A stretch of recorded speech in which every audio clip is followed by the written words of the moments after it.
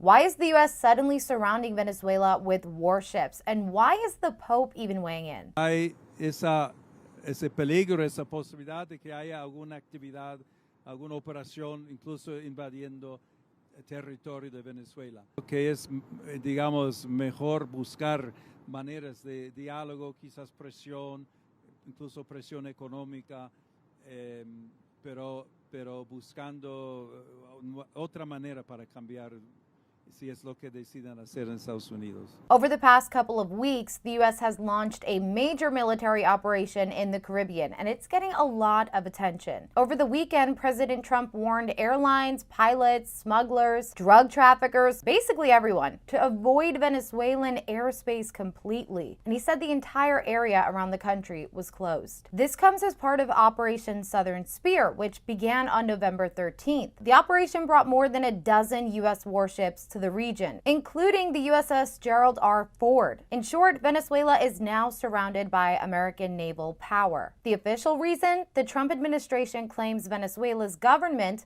under Nicolás Maduro allows narco-terrorist groups like Tren de Aragua to ship drugs into the U.S. So at Trump's final cabinet meeting of the year, he and Secretary of War Pete Hegseth argued that this operation is about destroying cartel boats, stopping drug trafficking, and reversing what they say was a weak approach under the Biden administration. And then it's getting after and going after narco-terrorists and designated terrorist organizations in our own hemisphere.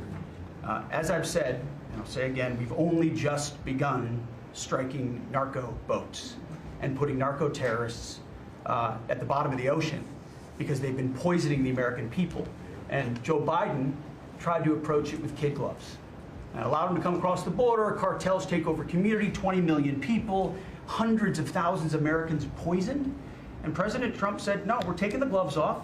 We're taking the fight to these designated terror organizations, and it's exactly what we're doing. So we're stopping the drugs, we're striking the boats, we're defeating narco-terrorists, and we're standing... And Pete, you may say one thing, that drugs coming in through the sea by sea are down 91%. And I don't know who the 9% is. I'm not sure either, sir, because... But down 91% by sea. We've had a bit of a pause because it's hard to find boats to strike right now. Which is the entire point, right? Deterrence has to matter, not arrest and hand over and then do it again, the rinse and repeat approach of previous administrations. This is meant to get after that approach. And I will just end by saying, as President Trump always has our back, we always have the back of our commanders who are making decisions in difficult situations, and we do in this case and all these strikes.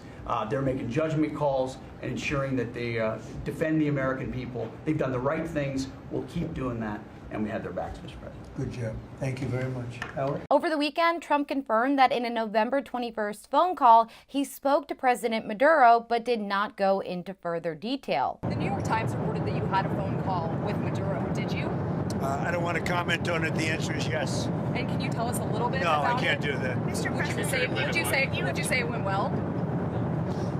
I wouldn't say it went well or badly. It was a phone call, yeah. Now, according to multiple reports, during the phone call, Maduro asked for legal amnesty for himself, his family, and top officials. He wanted U.S. sanctions lifted. He offered to step down, but only if he got safe passage and guarantees. And he wanted an interim government led by his own vice president. Trump reportedly rejected most of this and told Maduro he had 1 week to leave Venezuela. That deadline expired on Friday, and the next day, Trump declared Venezuelan airspace closed. Now, a major part of the current tension stems from an incident back on September 2nd, 2025. Under Hegseth's authority, SEAL Team 6 sank a speedboat carrying an estimated $70 million in drugs. After the first strike, 2 survivors were reportedly seen clinging to debris. Now, according to a widely cited report, Hegseth allegedly gave a verbal order to, quote, kill everybody, the survivors. Former military lawyers have said that if that order was given and followed,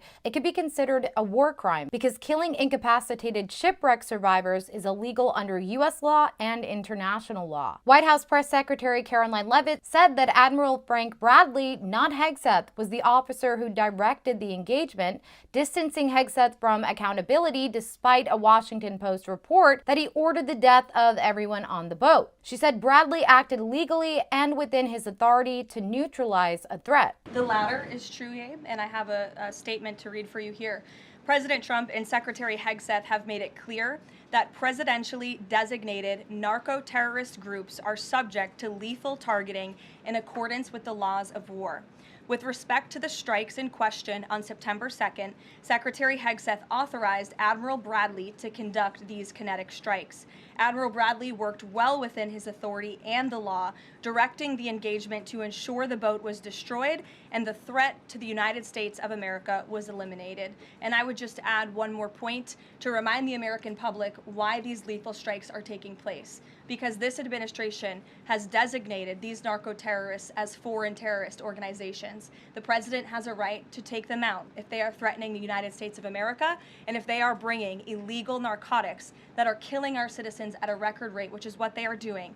And under the previous administration, there was enough fentanyl trafficked into our country to kill every American man, woman, and child many times over. And so that's why you've seen a drastic difference in this administration's policy with respect to the last, and it's one of the many reasons the American public reelected this president and support this Secretary of War in conducting these strikes. Hegseth has defended the overall campaign and called Bradley, quote, an American hero. Publicly, he's denied giving an illegal order and says reports about the, quote, kill everybody command are, quote, fake news. Hegseth showed his support for Bradley in a post on Monday, saying, quote, and let me be very clear, killing shipwreck survivors is a war crime. The Pentagon's own Department of Defense law manual on the law of war literally says that, quote, orders to fire upon the shipwreck will be clearly illegal. Now, lawmakers from both parties, they want more transparency. Many point out that if survivors were intentionally killed, it could clearly violate the laws of war. Representative Ted Lieu straight up called these strikes a war crime.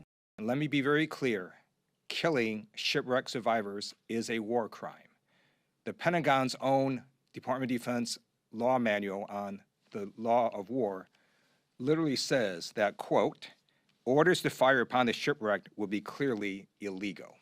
Armed Services Committee Chairman Senator Roger Wicker says he expects to review full audio and video of the strike and wants to know whether survivors were killed. We're going to conduct oversight, and we're going to try to get to the facts.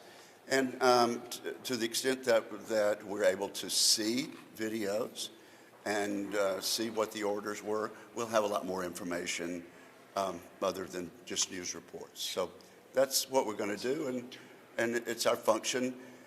I've spoken to the Chairman of the Joint Chiefs of Staff. I've spoken to the Secretary of Defense, and we'll be speaking to the admiral that was in charge of the operation. And House Speaker Mike Johnson says Congress has the right to see the evidence, but won't prejudge the situation. We're going to have to look at that. I'm sure Congress has a right to look at it. I don't know how much of the tape should be released because I'm not sure how much is sensitive with regard to national security and all that. I haven't had a chance to review it, so I'm not going to prejudge it.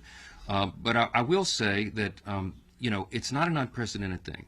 One of the things I was reminded of this morning is that under Barack Obama, President Obama, he had, I think, over 550 drone strikes on people who were targeted as enemies of the country, and nobody ever questioned it, okay? And secondary strikes are not unusual.